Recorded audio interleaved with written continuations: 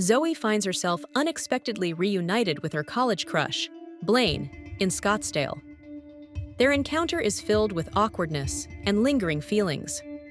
Blaine, oblivious to Zoey's past feelings, is about to marry another woman.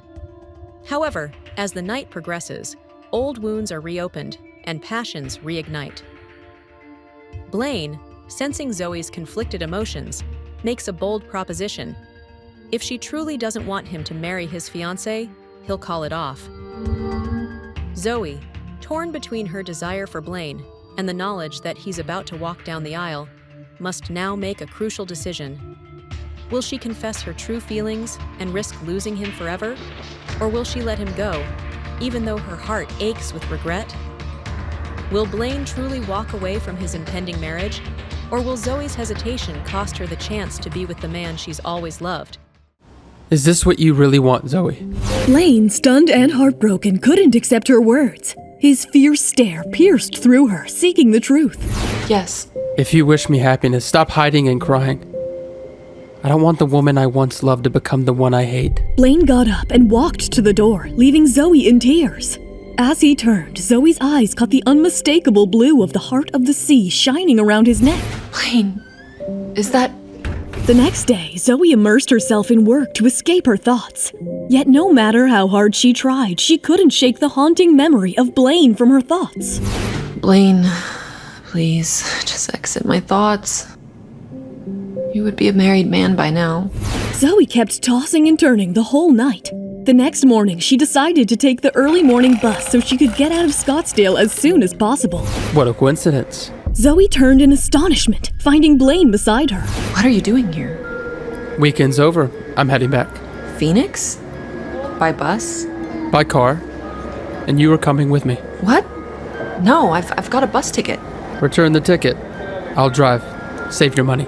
Blaine grabbed Zoey's suitcase handle and started pulling towards the parking lot. Let's go. Keep me awake on the drive. Where's Sophia? Why are you two not going back together? She's busy. Can't leave yet. Pick up some random passengers, make it a party, but I'm taking the bus. Please, return my suitcase. Blaine forcefully loaded Zoey's suitcase into the trunk, locking it before she could intervene. Hey, what are you doing? You're the passenger I picked up. Your trip's on me. Get in. Talk to me. And keep me awake. Zoey stood resentfully, glaring at him, refusing to sit in the car. All right. I'm leaving. Zoey realized he was being serious, so she gave up and sat in the passenger seat reluctantly. Put your seatbelt on. Zoey, in protest, decided to keep her mouth shut throughout the journey.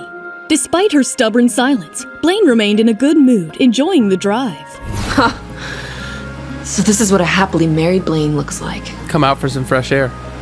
After an hour of silent journey, Blaine stopped for gas. Zoey remained silent, determined to maintain her vow. Were you crying Friday night because I was about to get married? Zoey was about to react, but stopped herself. Zoey, why don't you be my mistress? The kind who doesn't see the light of day. Blaine, you got married yesterday. Don't insult me. Blaine laughed recklessly and pulled Zoey out of the car. As they reached Phoenix, Blaine turned towards the city center. Where are you heading, Zoey? I have to work, but I'll drop you off first. I'm going to the hospital. Why so eager to see Matthew? A relative is sick. Matthew's doing his best, but the treatments are expensive. So you sold Heart of the Sea to save your family? Yes, but I didn't sell it. It's still safe. I see. Can I ask who is sick? Zoey, feeling uneasy, tried to evade the question with a smile. A close relative. Let's change the topic. It's heavy on my heart. The car drove into the hospital parking lot. Blaine got out of the car to help Zoey with her suitcase. Dr. Dexter! Happy wedding! Congratulations! Dr. Dexter, congrats! How does it feel to be a married man? Where's your new bride hiding? Sophia, get out! Why so shy?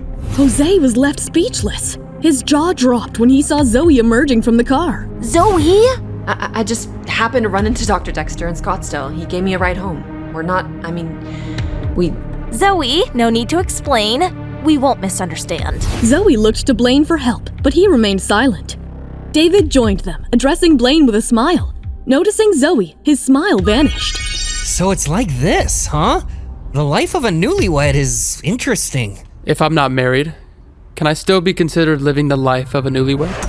There was a moment of silence, but only for a few seconds as Ramona, Jose, and David bombarded Blaine with questions. What do you mean not married? Tell us, what happened? Did you cancel the wedding for Zoey? What? Ramona, please. Blaine, don't joke around. I'm not married. Everyone looked at Blaine with shocked expressions before turning to look at the red-faced Zoey. Don't look at Zoey. This has nothing to do with her. Yesterday, Sophia's grandfather had a heart attack.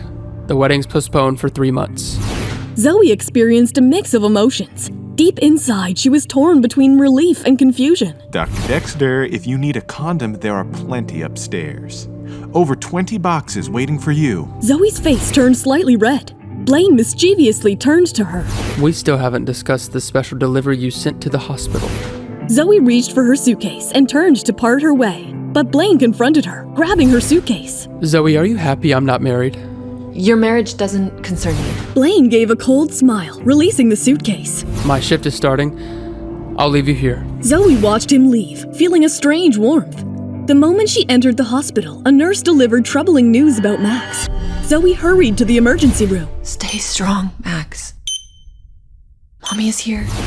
Matthew emerged from the ICU, catching Zoey's attention. Zoey! How is he? Max is better than we thought. We managed to handle it. I'm sorry. I won't leave him again. Zoey, we've waited for a donor for so long now. No match. Waiting seems futile. What can I do? I can't let him go. Matthew hesitated before revealing a drastic option. Have a baby with Blaine. What? This is not a joke, Matthew. Zoey, I wouldn't joke about this. Siblings' blood has a chance. But you have to think about it soon. I don't know.